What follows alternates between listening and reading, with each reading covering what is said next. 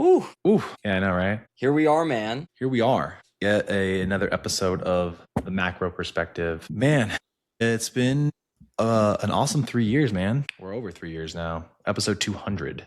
Crazy. Yeah, 100 episodes. Who would have thunk? Who would have thunk it? I mean, when you embark on something, you don't really think 200 episodes is the goal. It's just like the one foot right in front of the other, just kind of wanting to get some content out on next week. What's your week looking like next week? You want to talk about this thing that happened in the news? Yeah, let's talk about that health thing. And then it became, hey, we got some guests. And then it became, hey, we got some big name guests. And it's been an ever expanding conglomeration of creating content around health, wellness, and all the things that we're passionate about, man. What a ride. I know. I mean, since inception to now, you've moved on to a different company for your mainstay of work. I have taken on new roles in our other line of work that you were a part of. Now I'm in conversations with, I don't know, again, like not making executive decisions quite yet, but, you know, being a part of the journey of those executive decisions and kind of vetting things, which is kind of cool. Dude, I did a meeting this morning where I'm like, I'm the guy in the room that now has to make, you know, tactile decisions as it relates to like pharmacy relationships, which is pretty wild. I'm like, and I also am like, dude, like the experience when you do, I don't know how to explain this to people, but like if you're willing to try and experience and like go the extra mile with certain things, the amount that opens up for you as a result of it is pretty freaking crazy. Yeah.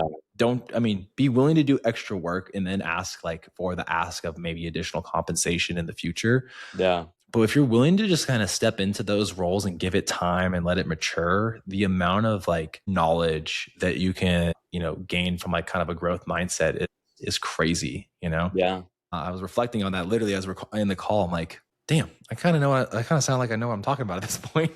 Yeah, man. I think context creates confidence, right? And experience and competence, right? So like the more just reps you've done, you're like, I just know how this goes, and this is how we're doing it. And you don't have to second guess yourself, ask someone else for permission or advice. You're just like, I've been here, I've seen all the different versions of this. This is how it goes. This is how we're doing it. And if not, you could at least be confident enough to say, hey, at least I failed forward, learned from that, and experienced something better. But yeah, man, first off, I want to just say this before we go into like the rabbit hole of like looking at the past, man. I appreciate you, bro. I appreciate you.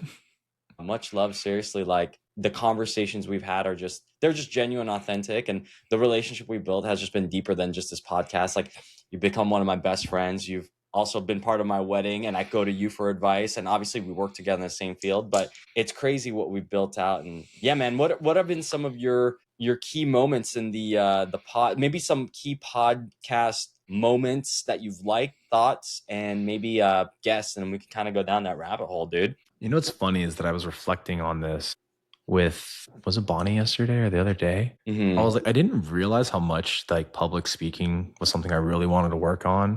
Yeah.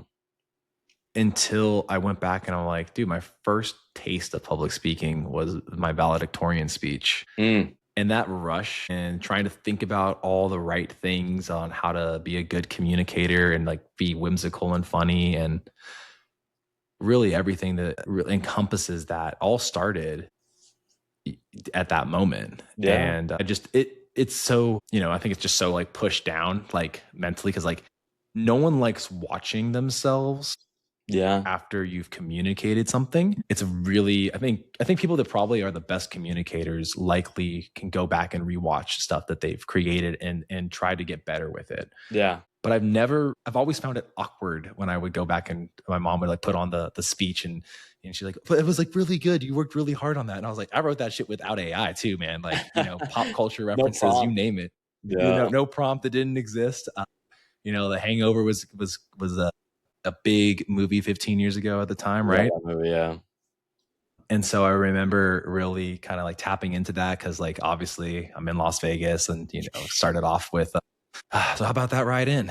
I guess that's why they call it Sin City. And I subtly would jab at the fact that I was like, some of us won't really amount to much after, you know, graduating high school. Like we'll be like waiters and waitresses of the world and, you know, doing things. And like I tried to sneak that in there as like part of like my humor of the time. And still to this day, it's like, you know, granted, I married a fucking cocktail waitress. So it's like, well, now turned hairstylist. And so like the reflection on where it started to then being like, damn, like, okay, well, that was like a curated and crafted narrative, right? And a speech, right? That was supposed to be in that 3 to 5 minute range versus free flowing conversation and being subject matter expert and getting good at interviewing skills and, you know, deeper motivational interviewing. I feel like that's been like the biggest thing, right? Like if people would understand the importance of genuine conversation, connection. Yeah.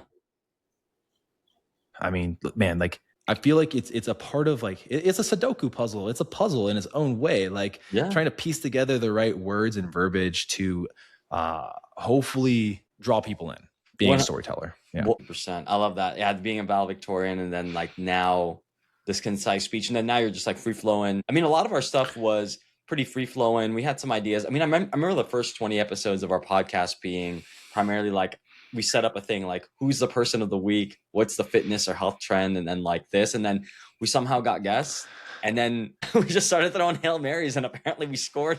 We have a pretty good score ratio in terms of who we've gotten on. So I think the podcast has definitely evolved, and you're right, man. I think having the right interview skills is the thing, because we can have a podcast, we can talk about the subject matter, things that we talk about and want to be nerds about, but we have to edify the people that we want on. We're trying to platform people, right? We're trying to showcase who they are and what they do and how they want to be perceived, and they're subject matter experts. So we have to take a step aside and go, hey, let's just take a listen. We got 2 ears, one mouth for a reason, right?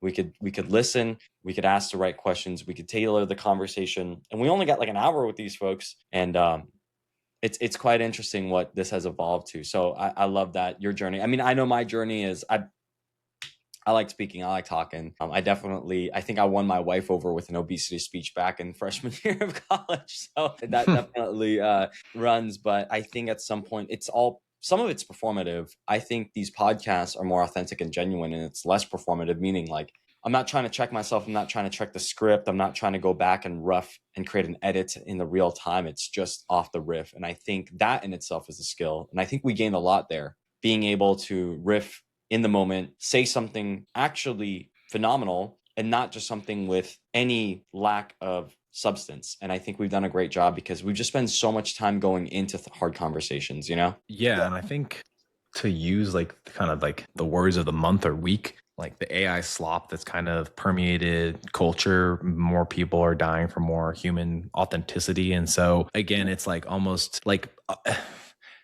the shit that bothers me in, you know, modern life, like get into my fancy car that has like elements of AI apparently, because I guess like Grok being included inside of a Tesla would technically be that, right? Yeah.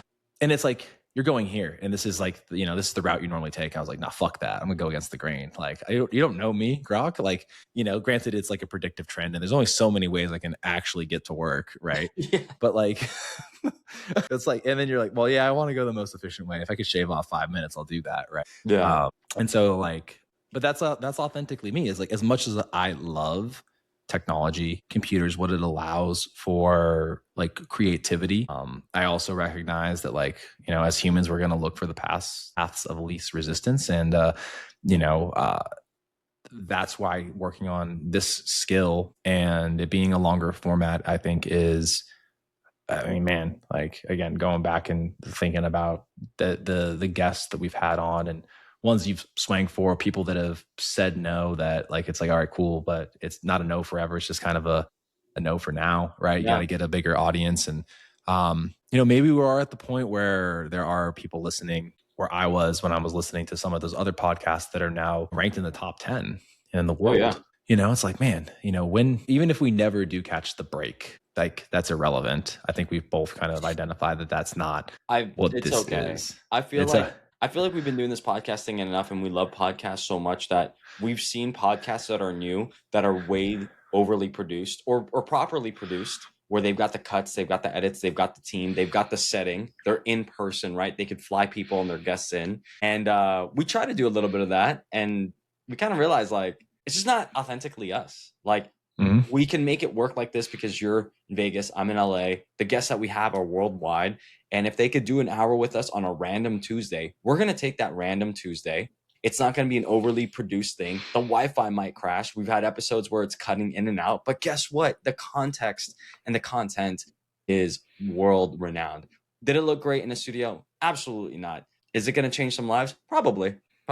It could. Fine. You never know. You know? I mean, I guess if we put a bigger budget into it, things could accelerate. Because it could accelerate a lot more. But yeah, I mean, 3 years again. It's funny because we're effectively documenting how life is going with the inclusion of AI simultaneous to, you know, health trends and then all of the informatics that come about with it. Oh yeah. It's definitely kind of a cool thing to be like, as long as we keep this up, it will help me understand as we have like anniversary episodes. It's like literally tied to like the creation and or the existence to the lay person. I'm sure it was available elsewhere, right? Oh yeah. Of these technologies. So that's kind of, I mean, to me, it's like, as long as if we keep it up as an annual thing, we just said, fuck it all today. Like that would be worth it. Cause it's like, all right, yeah, this is 5 years into AI. Like we just literally recap that, you know? Yeah. And there's been a lot going on in health and wellness. I feel like we are more tapped into it, obviously, because our day-to-day jobs and the people that we work with, our patients, clients, and members are like asking those questions. So we have to be that much more prevalent to it. So, you know, we are constantly bombarded with news. And bringing up AI, like the AI field has been allowing new discoveries and new thought patterns to emerge from the wellness side of things, health, wellness, and medicine, and like longevity. So it's like whatever's happening right now is just going to be so exponential. I think the biggest thing really is like, it's not necessarily what you know, but like how you go about getting that information and how you connect with the right people, because those people are coming out of the woodwork now. They've been working on these projects. They've been helping people out. I'm really excited for what medicine will look like in 5 years. I think it's going to get changed. I mean, it is changing already. It is changing already, but I'm excited because medicine, from the landscape of reactive care to then proactive, I think is going to be something with equity and accessibility on a whole nother level due to technology. So I'm really looking forward to what it looks like. I think, again, to use Dr. M's favorite word, microdosing. Like you're going to effectively know how to microdose everything, because it's like there's preventative reason for whatever meds that you're probably looking to include for yourself, and starting out with the right amount, with the amount of information that can be, you know, parsed and understood with these modern technologies are going to be, you know, I mean, part of the revelation, reinvention, just part of the future in general. Yeah, probably by 2030, you know, there'll be a huge change on how healthcare is handled. I also hope that certain elements and areas when it comes to health reform, for not longevity purposes, just like general, like emergency room visit type of, you know, scenarios, are handled better, and they're not like a death sentence financially for the average person. Oh yeah. I think that as more information and technology allows for the consumer to have control again when it comes to things, will lead to better overall outcomes. Yeah, I mean, Seamus, I would have asked you 3 years ago, hey, to verify your information and be able to craft something that authentically sounds like you, do you think that you would need to use multiple AI tools to do that properly? Like, or would it be done at a first pass? You'd probably be like, yeah, probably we could do it at first pass. I'm assuming the technology we get there. And now it's like you got to go from like GPT to Gemini to Claude, you know, so that you have like AI revisement along the way to get the right like information put out there, and also verified. Because who would have thought that like the artificial intelligence would hallucinate, quote, make shit up, right? And so for certain industries where you felt like, I'm never going to need a lawyer, like you think that like your AI agent is just going to know everything. Well, it literally is doing like human characteristic behavior and saying like, I'm just going to fabricate this story, like this law case. And so my patient yesterday was talking about how certain cases are getting dismissed because it was clear that they used AI because they cited a case that doesn't exist. So you're just like, yeah, you literally can't trust it 100%. Yeah, you can't. I honestly, you can't. Like, how do I say this? Like, right now, I'm creating some genetic presentations for my work, and I just need it to help me create like a template, like a rough of like, hey, what would the flow look like? I got to be the one that fills out the content. It does help me fill out like where I should go for research. I love Claude. I use open evidence, and I would just tailor it to be like, hey, I'm speaking about this component of genetics. What are the top studies on this? And then obviously I have to go validate the studies, look at the diagrams, and see if it makes sense in my presentation.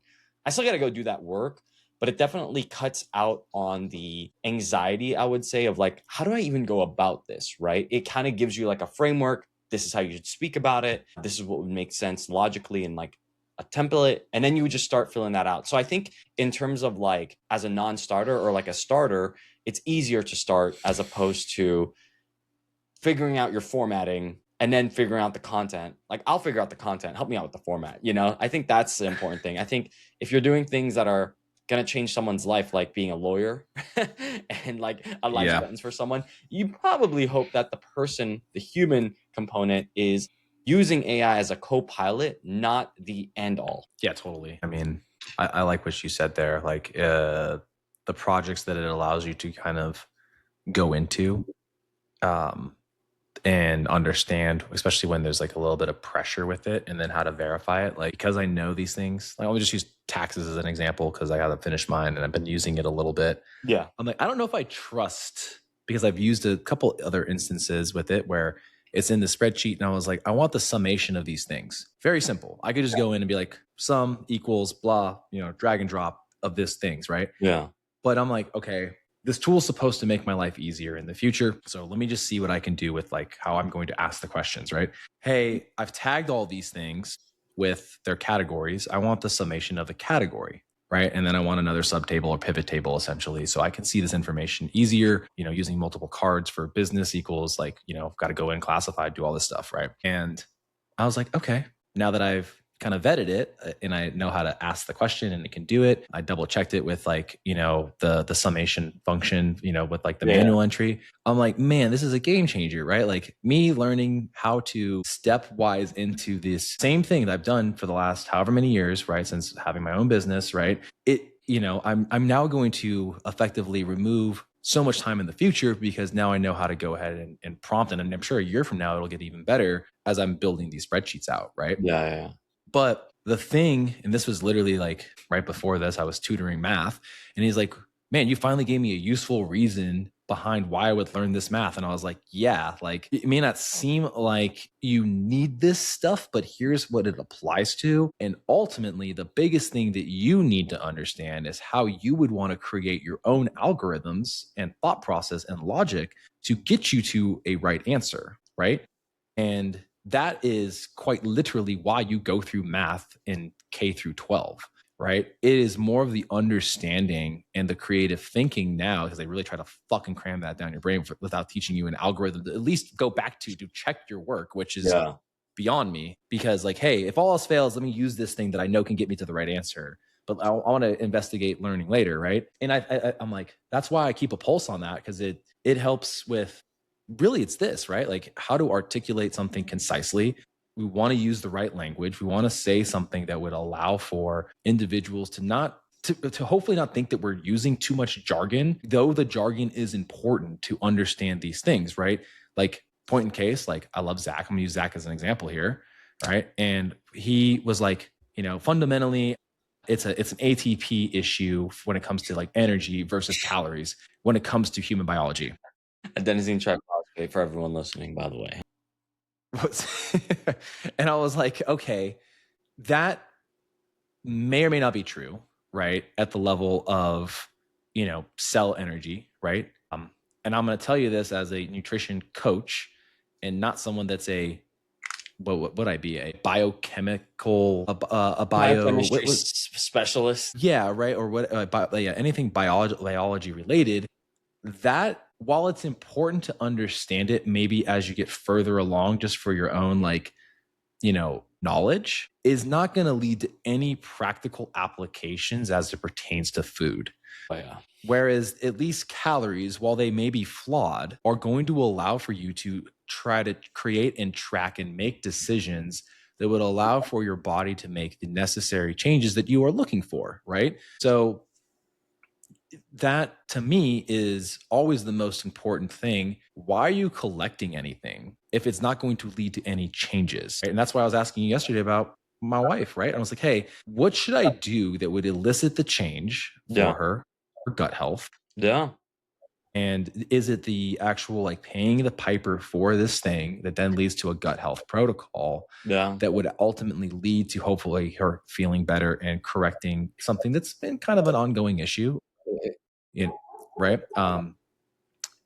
And again, like, does she need to know, quote, the cell biology there, or the fact that her stomach hurts when she eats damn near everything? This might be the causal issue if we run this GI map, right? Exactly. And this is the things we're going to do to correct it. And then I also told you yesterday too, I was like, if we make that decision, that's a family decision, because guess what? You're changing the she's whole gonna dynamic. look at, she's gonna be like, well, I don't want to eat like this alone. You know what I mean? There's a lot of barriers. I think that's why, like, and I want to go back to the AI conversation around this like thing and tying in Zach. It's like, you can have the fundamental intellect and logic on why you should change, but it doesn't bridge the gap on the emotional, the relationship, and the spiritual component of like, if you are going to change, all those other aspects have to be pulled in too, because, and I know this is a bad joke and it's not the best analogy, but there's like literally like people are like, hey, we have the treatment to this or cure for this disease. Doesn't mean everyone flocks. You know what I'm saying? Some people have a little bit of,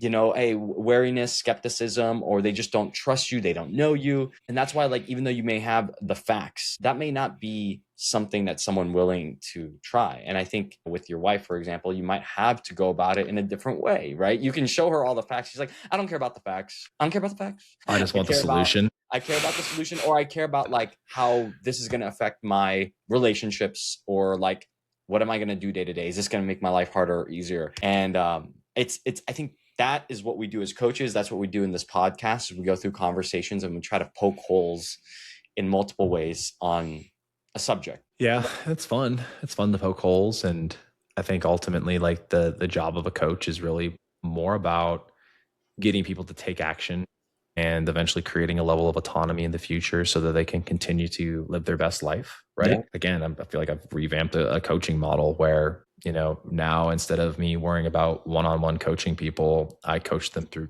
challenges and increments of sprints and find ways for them to, want to cue in, which is a very different like understanding and dynamic as it relates to the nutrition thing. But, I'm like, hey, but if I really sit back and think about this and time these challenges for people that I hope to be a positive influence with, and it leads into these things that they're always talking about doing, getting ready for summer, getting ready for after the beginning of the year, right? Getting ready after the kids go back to school, because we just enjoyed summer. I want to like get ready to crush the holidays, right?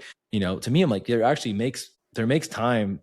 makes sense to have these periodization 6 weeks, right? And then again, inevitably letting some of the natural tendencies of, human nature kind of exist afterwards. And I mean, man, it would blow your mind, the paradigm shift that's happened as a result of the last couple of years doing, that iteration of coaching. And I'm like, yeah, you know what? It's actually like kind of carefree. Now I don't have to worry about people quite as much. You don't make as much, whatever. Right.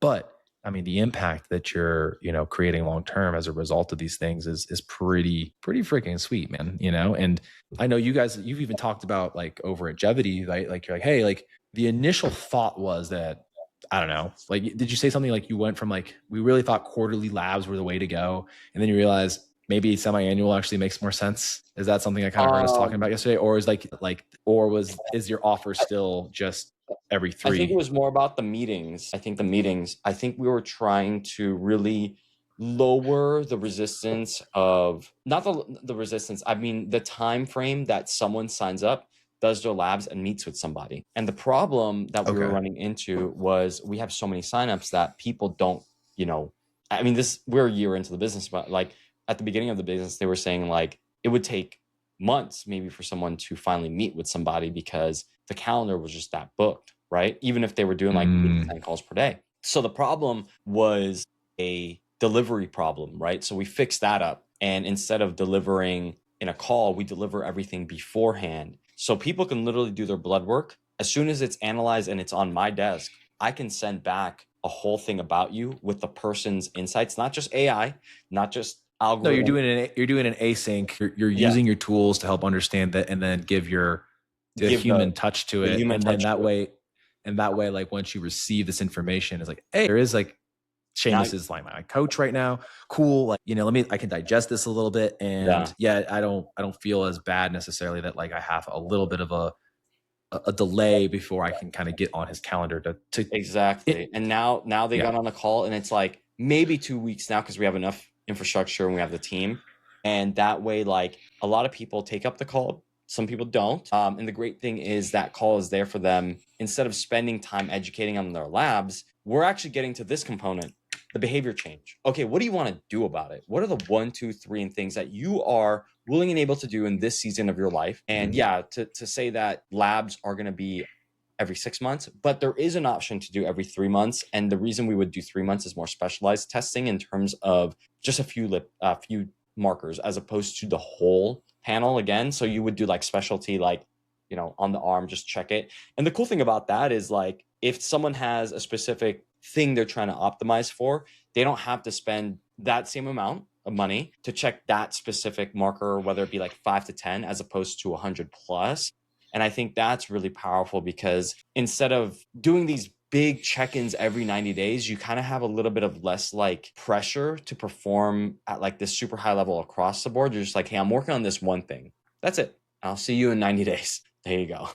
And I think it's really helped us out. It's weird how I feel like the younger you are, the more frequently you feel like you need something, but the older you get, the more you realize that everything takes fucking time. Coaching a wide age range has helped me realize that. I mean, you want to hear a question that stumps like a mid-20s something? Yeah, a person. Run it. Where do you see yourself in 5 years? Yeah, that's a great question.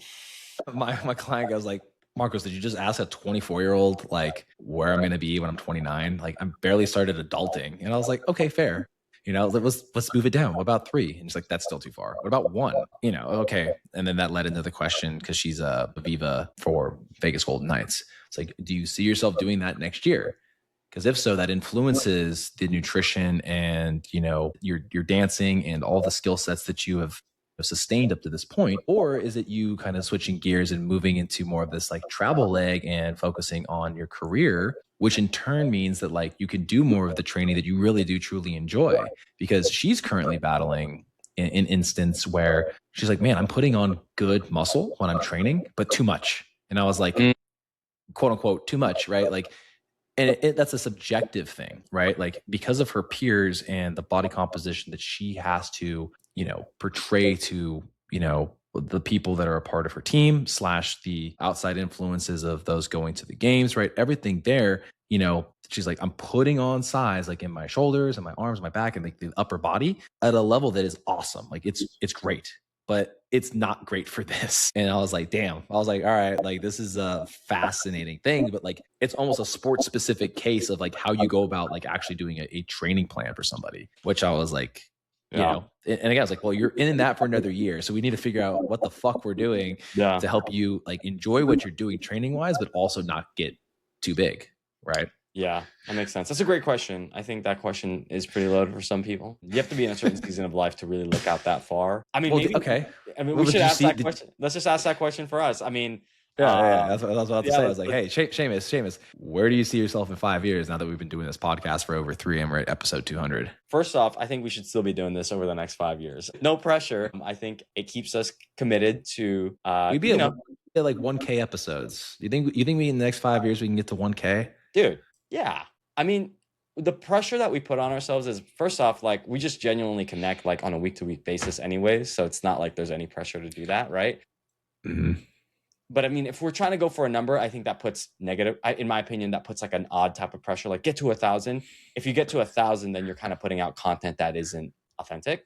I would say like, just keep practicing what we've been practicing. Good talking skills, good interviews, good people. I don't see why not, right? I don't see why not. I think if we did 2 episodes a week, which is keeping up with our stand-up and at least one guest, that would result in us being at like 700-ish, which seems more doable, realistic into the terms of like what our actual goals are. Yeah. And as we evolve, I mean, the show evolves. We have different things that we'd like for the show, right? For sure. Like meeting up in person, going to events, seminars, conferences around health and wellness. We've kind of set that up for ourselves. And that was one of our goals this year. Obviously, one of the biggest things I've got for this year, and we've talked about this on endless amounts ever since getting married, is like, just finally stepping into the role of dad, the role of dad, father. Is next thing you know, you're going to be like, whoops, I let it slip on the podcast, babe, that you're pregnant. By the way, Margaux, I don't know what he did. He coaxed it out of me. Yeah, no, for sure. I think, this. And then obviously still working in this field. I mean, Jevity, for example, dude, I don't think we have even touched our potential. Like we're still technically, in my opinion, like we're still amateurs at this because we're celebrating our 1 year. But the thing is, it's like we haven't even touched our full potential in terms of like what we are delivering. And we are here to make a stand. And you'll see that this next year. And I think it'll be about a 5-year penetrance for the zeitgeist to really go like, oh yeah, Jevity is the end all be all in terms of as an entity, in terms of like what health could look like for 2030s and above, in terms of like general health and wellness, not like reactive care. And I think that kind of sums up where I'm at. I would also say like maybe one thing is, crushing it in high rocks is, I have a 5-year goal to like really be at like, because I look at like my buddy who's 45 and he's crushing it. And I'm like, I'm gonna be only 37. So if he's crushing it at 45, he's a good like model to look at. And he's faster than me at 45. So I wonder what I'm gonna be at 37. You think the hybrid thing's not a fad? You think that it's gonna continue to be bigger than ever in 5 years? I don't know if it's just a hybrid thing. I definitely think that at some point, high rocks, there's going to be other iterations of it. Like, for example, F45 is doing this thing called like Peak 500. I think what's going to happen is, and we'll take a look at like other races. For example, the marathon, right? The marathon then becomes the half marathon, then the 10K, the 5K, the 1 miler. I think at some point, these different projects become scalable, that they're just like weekenders. You know what I'm saying? So like, for example, that Peak 500, I was speaking with our Jason, our other buddy, where it's only half the intensity of a high rocks, half the time and half the commitment, right? Half the commitment. F45s are all over the country. I don't know how many there are, but they're kind of like CrossFit boxes, right? There's one on every kind of corner in every metropolitan city, right?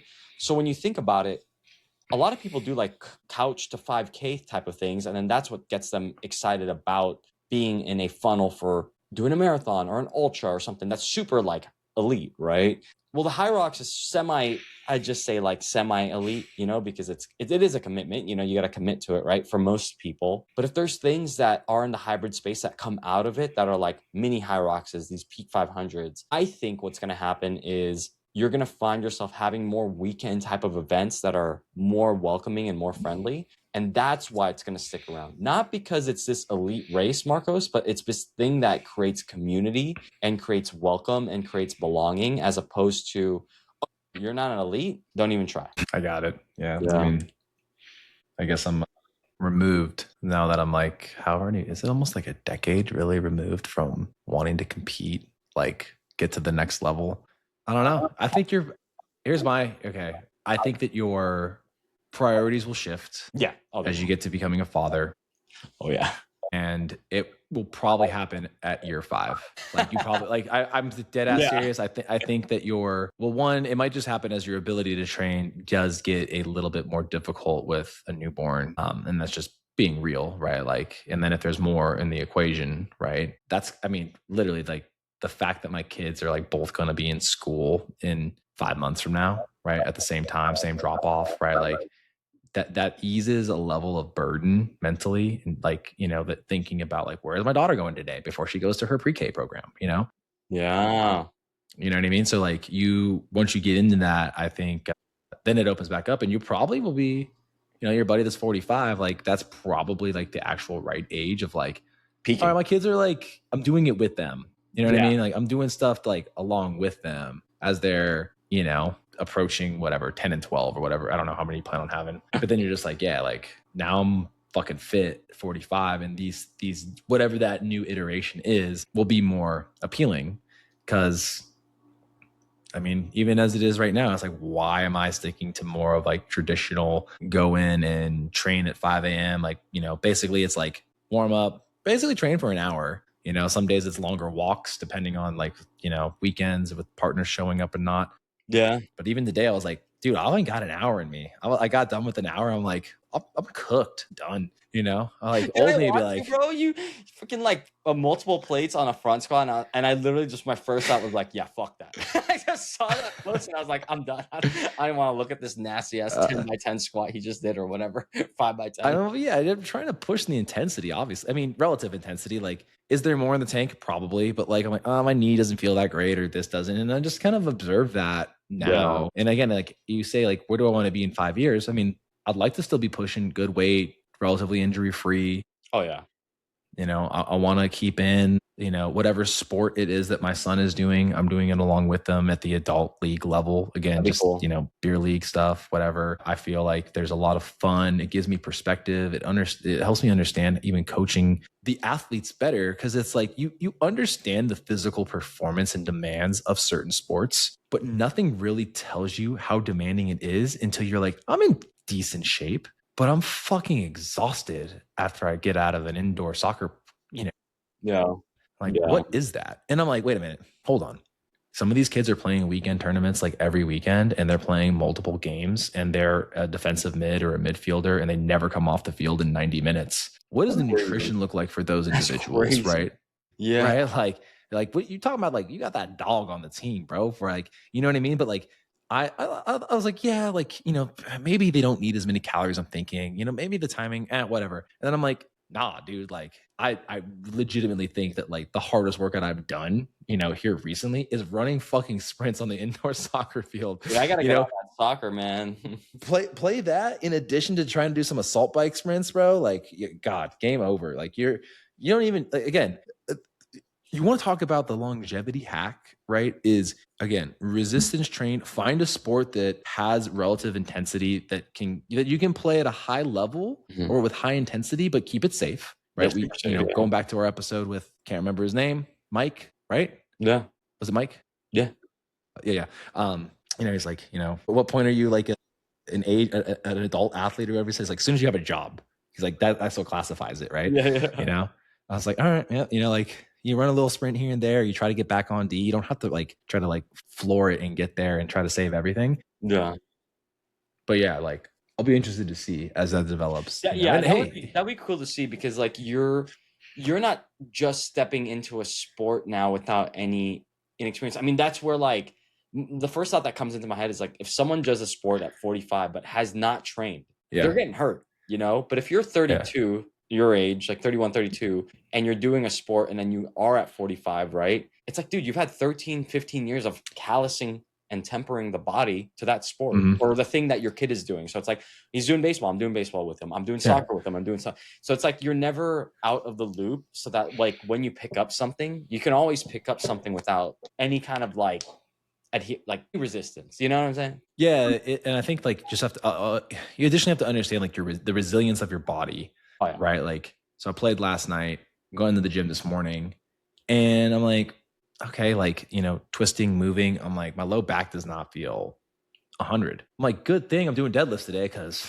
my back loves that. Right. But even then I'm just like, there's no more ego. I'm like, hey, if I got like, I'm going to build it up. I took extra jumps today, right, to build up to that place. I ended up going heavier and having 2 sets versus 3, maybe at the increased load. But I'm like, old me to be pissed off because it's like, oh, like I didn't get the volume equated version that this needed to be. I'm like, well, I knew that would be the case, as this is a result of the fatigue of the sport coming in, right? And I'm okay with that. I probably could be better off doing legs on a Tuesday, maybe. I don't know, right? Do Tuesday, but then like that is a double session. Then I'm fatigued going into there. It's like, maybe it's better for that to be my legs to be fresh to play the sport. Yeah. And then working out on tired legs, because then I can just scale back my volume, right? Just do accessory stuff. Yeah, no, it makes sense, because like I think like you say, your seasons change every 90 days. It's like this season for me, I changed it all up to, instead of 3 to 4 days of lifting, it's only 2 days, and then it's 4 days of conditioning and running.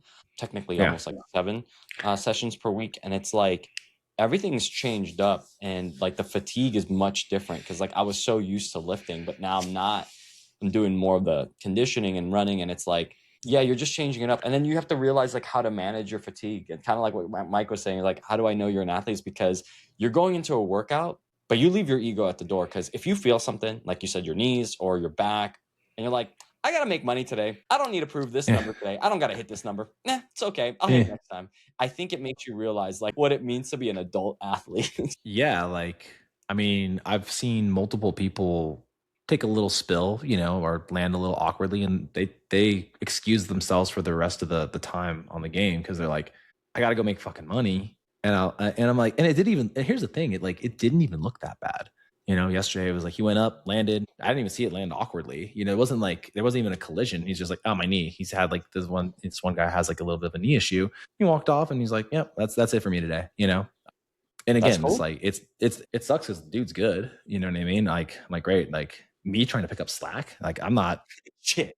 I'm far from good at this game. I've gotten better, and it's part of the growth process. Like man, it's nice to honestly, like, I know we've been rambling about a whole lot of nothing, but the thing that I realized in the years of doing this and the years of like, you know, as we're talking about changes in our lives as they're kind of coming up, is that as you chase old things as though they're new, or, you know, like in this case, like you're saying, you understand the game, you know, you've played it before. You're 2 decades removed from playing that sport though. So it feels like it's brand freaking new, which is so exciting. And it's great because, man, all right, cool. I just got to try to get up to, 17 on the 18 player list that plays today, and then I feel better if I'm at 16, and oh shoot, like, I mean, one of the teams yesterday, dude, they won 9 straight. So first to 2 goals, right? 9 straight. And we're just like, everything that they were doing was landing.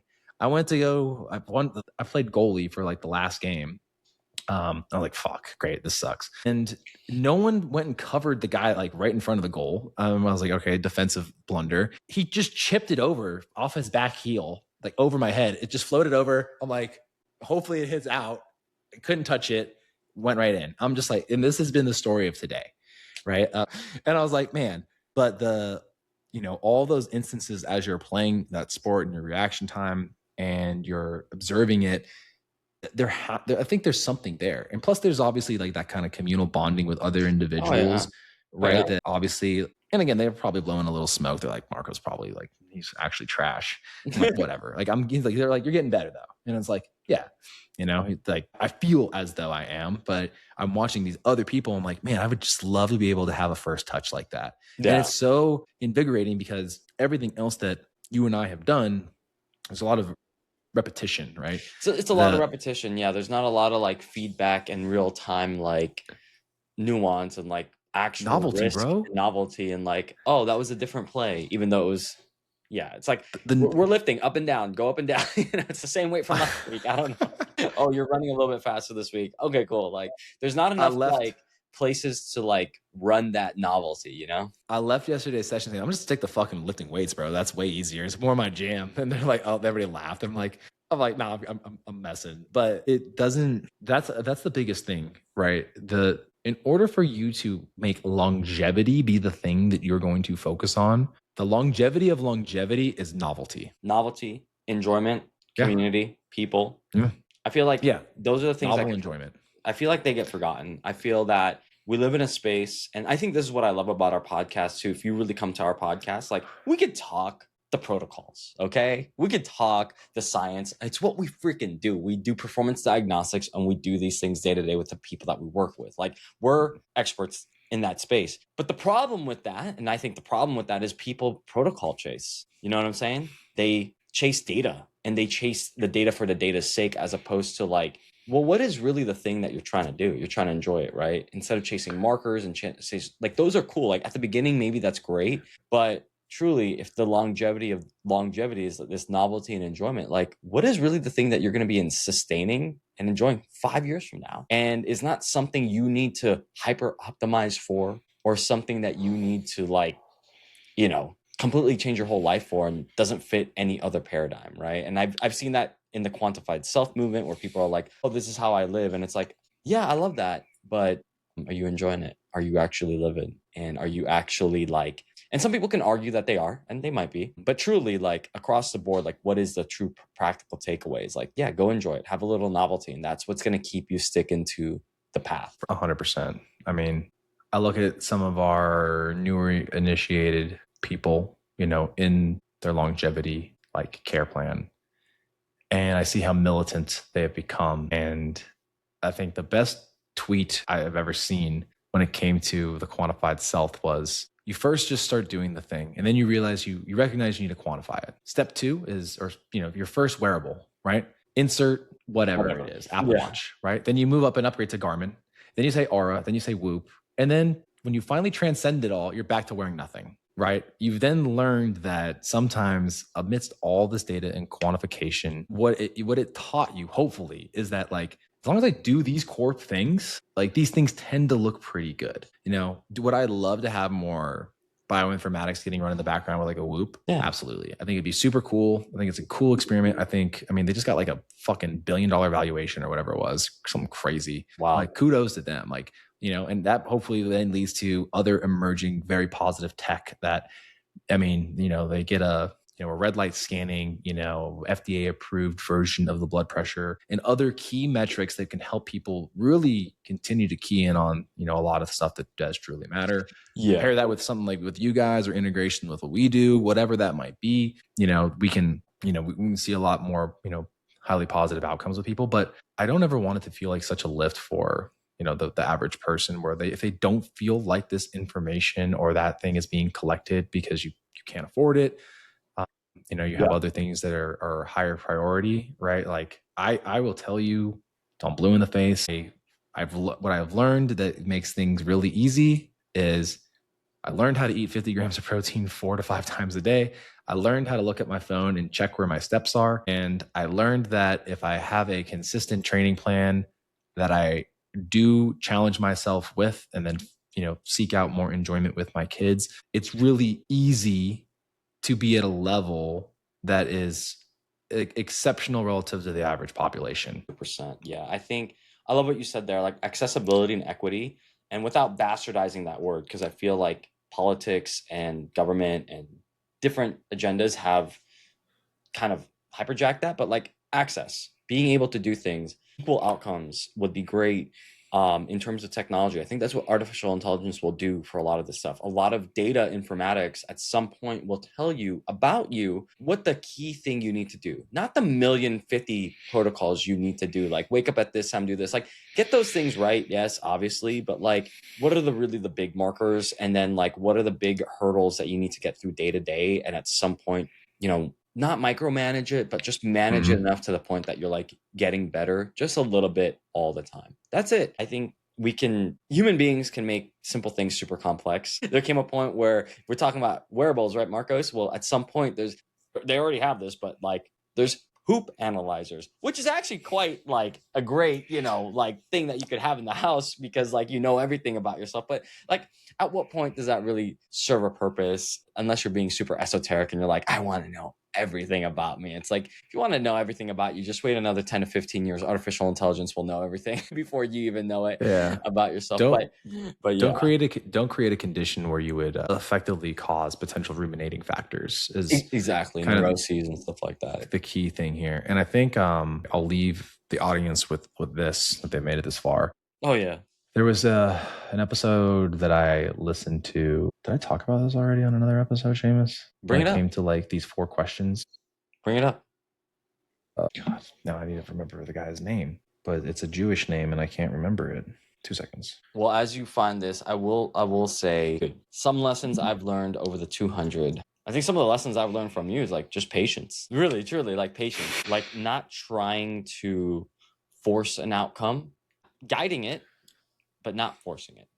That was probably something over the last 200 episodes I've learned. Yeah. I think that's kind of like reflective of where I'm at now, and just kind of seeing that like the hand that I'm dealt, the things that I'm being given, like, I do play a part in it, but remember there's a whole world out there that's also playing a part in it to make it happen for you. Like do what you got to do, but realize like there's a lot of, my favorite word, serendipity that allows this 200 episodes to happen. You know what I'm saying? 100%. And I think, leaving and ending on this story here, my wife and I had a probably like the worst fight that we've ever had Mm. in, you know, in what is it, 9 years of like being a couple or in marriage. And marriage is tricky. It's tough. Yeah. It does also help shape your perspective. You know, much why we chose the name of this podcast, you know, to have this, you know, alignment. But as I'm going through this deep time and I'm deep in thought, much like as we have people come on and it leaves me thinking about a lot of things and reflecting there, you know, it happened all while then listening to this podcast episode. Yeah. With this guest near Y'all, Nireyal is the individual.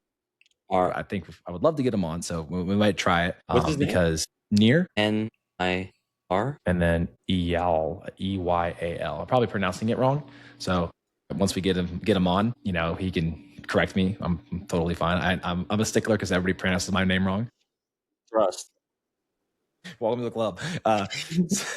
And so I'm going through this difficult time, and I'm reflecting on it. We're like literally so bad we didn't speak to each other for like went to the same soccer practice separately and didn't talk to each other, kind of thing, you know? Wow. All the while she hadn't been home from work, and I had written her a card that was really expressing like why the argument was the argument. And the thing that's really been helping me lately, you know, if maybe it was even just right after this happened, was like, I have to find a way to turn around my thinking and reframe it such that I allow myself to no longer believe and create these beliefs that are not serving the greater outcome of our relationship, our marriage, and the level of resentment that I may hold for certain things that may or may not be true, but I believe them to be true. Yeah. So his 4-question turnaround method has really been sticking with me on a lot of things here lately. And the first question is, you know, we need to examine the belief. And so you ask yourself the question, is it true? Well, if you believe it to be true, chances are, you know, like that first question is like, yeah, fuck yeah, I believe it's true. Like, you know, got some conviction too when you're angry. Got some conviction. You're like, here's the freaking itinerary as to why it's fucking that way, right? I got the receipts. Oh, you got the receipts, but you don't remember everything else, Margaux? Yeah, I got this. And then, you know, how can you test the certainty of the belief? And you ask yourself the question, can you absolutely know it's true? Can I absolutely know? Yeah, I mean, it's my feelings. Yes, I know it's true in that regard, but it's like an emotional response, and it's not like necessarily logical. It's like, okay. And then I need to identify the actions and feelings, right? How am I reacting, or how do you react when you believe this thought? Resentment, right? Not feeling like we're, you know, again, you know, my wife might use the tit for tat. You know, again, I just want like equal distribution. Like that's kind of what I feel as though it would be. And then it led to the point of like, can I consider a different perspective of the reality, or who am I without that thought? Who am I without thinking that this is true, right? And how am I deeply considering it such that, like, you know, is this thing actually my reality, or is it purely my perspective currently? Yeah. Right. Wow. Dang. And those are good questions. I gotta listen to that. Yeah, you just go listen to Modern Wisdom episode with it, as you know, in the other episode that's right after it, whatever, like 1000, whatever it is. And I was like, man, like these things happened at such the most opportunistic time for me to bring awareness and understanding in my own mind. And the reason why I might be reiterating this from another episode to now is that like it's been so impactful to help me in work and in my relationship, because all these things that are currently shaping my perspective are not necessarily my reality. But the more I believe them to be my reality, the more they become it, right? So I'm choosing to be like, I need to believe in my wife and help gas her up and build ability behind where I want her to be, versus whatever it is I'm doing currently, making her think like she'll never amount to getting there. Yeah. Right? Yeah, that's really... And I think in me writing the card that really expressed that, one, like I try to reserve writing cards as a very special, intimate form of our relationship, because it does hold a lot of power to help express what's going on. I believe myself to be an okay and good writer and good at articulating these thoughts and feelings in a manner that a lot of people would not expect. Yeah. And so that's been so impactful that I do feel like, you know, for individuals to understand how your relationship can even get better, it's really a matter of like reframing your perspective, right? And that's what this whole podcast is really, I like think 200 episodes has taught us. I feel like it took us 200 episodes, but that's what the macro perspective means, guys. We finally have a reason for the name. You're here to reframe your thinking on views of food, focus, finance, faith, family. You're here because hopefully these two fucking quirky dudes, you know, that I don't know if we would have ever met if it wasn't for the conditions of, you know, Cinegenics, right? Which is totally fine. Like, let's just call it like happenstance. But we both obviously wanted to pursue, you know, desires and ambitions that would hopefully improve upon our ability to communicate authentically with individuals. And, you know, we're doing it. Go give that guy a listen, because I can say that, like, amongst a lot, I mean, I listened to probably, you know, I mean, shit, how many hours? Probably 20 hours worth of like podcasts or like educational material a week. Like, per week. Yeah, it's like a part-time job because it helps us like stay in the know. Some of it's also like subject matter expertise, like things that are like your patient or member asks you about. You're like, I don't even know that one. You know, like I gotta guess read the book on it, and then you do, and then you're like, okay, I realize like it's way too niche, so I'll just have the highlights. But the art of coaching and the art of really becoming a good reframer, you know, and helping people understand, you know, that has, again, I think it has just so much importance. And I feel like, again, you know, would I have been as open to understanding that if it wasn't for the conversations that we've had with our guests? Probably not. You know, would that maybe have resulted in a different way of me handling the situation, you know, more emotionally versus thinking about all the different people that have been on here giving us, you know, sometimes the feels with like the shit that they've gone through. Dude, yeah. And there's people that are like in different, I mean, like we've had some amazing guests, and I mean, all of them have been amazing in their own way. And it's just like, they are giving us words of wisdom that we would never get. And also too, like, I think having a platform of 200 plus episodes now, the crazy thing about it is the doors it's going to open, not just for us, but honestly for everybody else, the people that are going to come on, and the listeners and the people that we can impact, because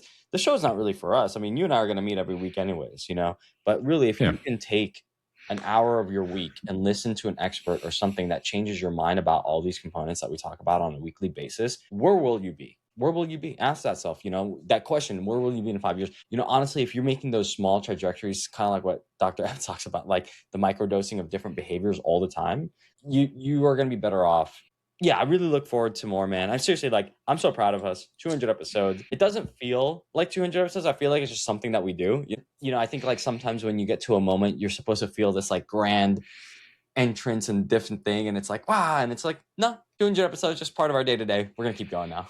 Yeah. Like, I know we're celebrating. I know it's important to celebrate the wins, but like they just feel more like formalities more than like, you know, like we've truly quote unquote care about it. And it's like, it's nice because it's like you're hitting a new digit that like leads to things. And that's just, you know, it's nice. I'm not shortchanging what we've been able to do and accomplish as a team, but at the same time too, like it just keeps me motivated to be like, you know, it's never really about the accolades. It's more about just like, you know, the moments that you can come on and figure out. And hopefully other people, if you have given us a listen for a while, you know, we appreciate you. You know, I feel as though I hope other people would consider doing it themselves. I think you have so much to gain from understanding the back end side of things, in addition to just hopefully finding a niche that helps you really feel as though like life is meaningful and there's purpose in it. So with that, everybody, like, follow, subscribe, give us a share. Let us know as we start to get back into our own cadence of just the two of us.